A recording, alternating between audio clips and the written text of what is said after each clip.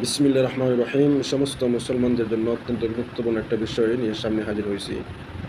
গণতান্ত্রিক ছাত্র জোট বামদের নিয়ে তৈরি। যেই সমস্ত বামেরা তারা দীর্ঘ 15-16 বছর মানুষদের উপর জুলুম নির্যাতন করেছে, এই জুলুম এবং নির্যাতনের বড় একটা অংশ যারা নির্যাতিত হয়েছিলেন তারা হলেন আলেম ওলামা।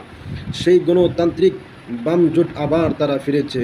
শেখ হাসিনার স্বৈরাচারী এদের দলভুক্তই তারা তারা আবার এই দেশের মধ্যে বিশৃঙ্খলা করার জন্য, যেই দেশ ন্যায় বিচারকের মাধ্যমে একজন মানুষ মুক্তি পেয়েছে, সেই ন্যায় বিচারককে তারা দোষী সাব্যস্ত করার জন্য, তারা সেখানে বিশৃঙ্খলা করার জন্য তারা আগে উস্কানি দিয়েছে।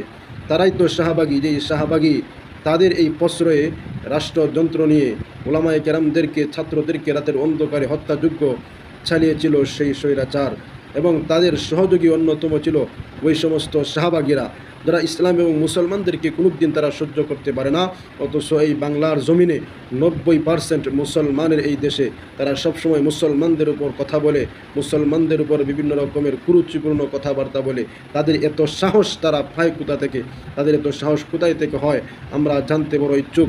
সরকার এবং প্রশাসনের কাছে আমরা তীক্ষ্ণ দৃষ্টি সুরে বলতেছি, তারাই যে উস্কানি দিয়ে মুসলমানদের মধ্যে বিভ্রান্তি এবং আমাদেরকে, তৌহিদি জনতাকে, দেশের 90% মুসলমানদের হৃদয়ে আঘাত করতে যাইতেছে এবং তারা আন্দোলনকে উস্কে দিচ্ছে।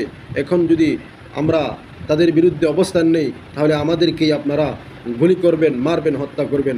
অতি সত্বর তাদেরকে আইনের আওতায় না হোক এবং তাদেরকে বিচারের সম্মুখীন করা হোক, এবং শাপলার গণহত্যায় সহযোগী হিসাবে তাদেরকেও আইনের মধ্যে তাদেরকে নিয়ে যাওয়া হোক।